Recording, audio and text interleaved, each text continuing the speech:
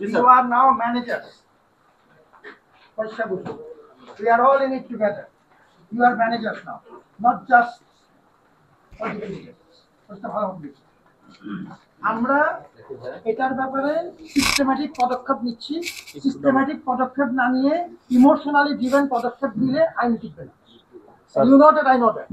এখন যেটা করা হচ্ছে তোমাদের এই ডকুমেন্টেশনের সাথে আমরা পুরোপুরি একমত।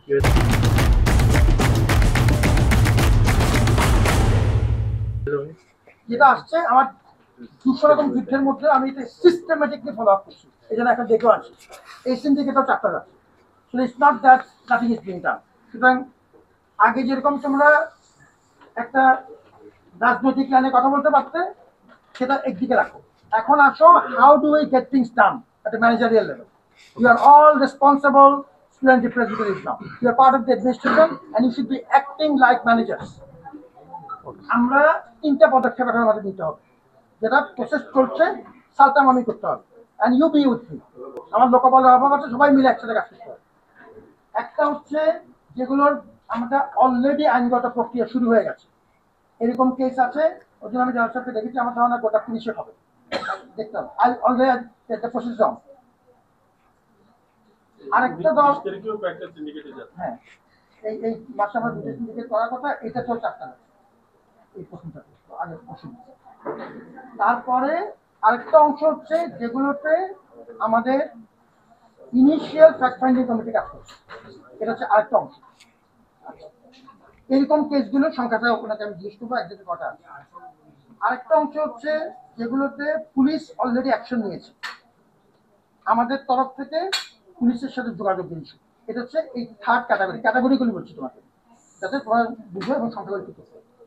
আর চতুর্থ হচ্ছে যারা যে কোনো ক্ষেত্রে এই মুহূর্তে আত্মগোপনে আছেন কিংবা একটা গুপ্ত অবস্থায় আছেন, কিন্তু টাইম টু টাইম তাদের উপস্থিতি এই বিভিন্ন ফরম্যাটে দেখা যাচ্ছে। হঠাৎ করে একটা বিবৃতি দিল, হঠাৎ করে একটা, এই ব্যাপারগুলোর প্রসিডিওরালি, যেমন ধরো যে 1001 এটার একটা লিস্ট আমরা এখন তৈরি করছি। এখন যেটা দেখছি যে 1001-এর একজ্যাক্ট সংখ্যাটা কি, এবং যখন you have to always remember যে আমাদের এই ব্যাপারগুলো যখনই আমরা যে এই ধরনের কোনো কাজ করব, আলটিমেটলি আমাদের হলে মাথা থাকতে হবে যে this will ultimately go to a court of law. কথা বুঝতে পারছো? তোমাদের যারা আমার সাথে নিয়মিত কাজ করে যুবতীরা, ইউ নো যে আমাদের বহু ক্ষেত্রে আমরা এর আগে মামলা মোকদ্দমায় হেরেছি। কেন হেরেছি? স্টেপসগুলো ঠিক মতো মানি, ঠিক মতো করি, ক্লিয়ার কন্টেন্ট আছে, মেরিট আছে, আমরা হেরে যাচ্ছি। কারণ প্রসিডিওরালি আমরা কমপ্লায়েন্ট ছিলাম না। আইনের চোখে গ্রহণযোগ্য যে স্টেপসগুলো, এই ধরনের কাজে 1, 2, 3, 4, 5টা কাজ করতে হবে, আমি হয়তো তৃতীয়টা বাদ দিয়ে চতুর্থটা করে ফেলেছি।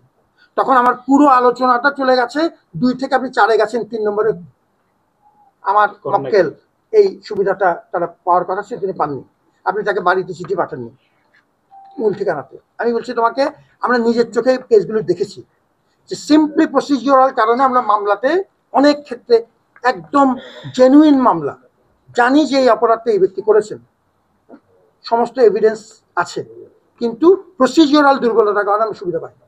এখন আমরা আমাদের আইন বিভাগকে যতদূর সম্ভব নানা সীমাবদ্ধতার মধ্যে কিছু শক্তিশালী করেছি। 9 জন প্যানেলভুক্ত লয়ার দেওয়া হয়েছে, আমাদের লিগাল অফিসে লোক নেওয়ার চেষ্টা করা হচ্ছে। আমরা প্রসিডিওরগুলি মেনে চলতে হবে।